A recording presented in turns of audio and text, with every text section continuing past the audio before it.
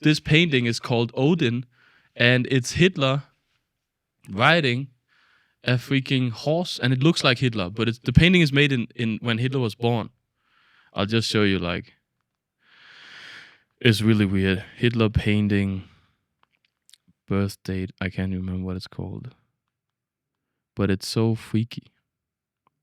Why do they call him Allfather? Because he was the first? This is the painting, 1889. Now you tell me if it looks like Hitler. You know what Hitler looks like? Well, I don't know. You don't know what? Have you ever seen a picture of Hitler? Yeah. I mean, but I don't know what does this thing look like. You see the hair and the mustache. Mm-hmm. It's just like Hitler. Oh, okay.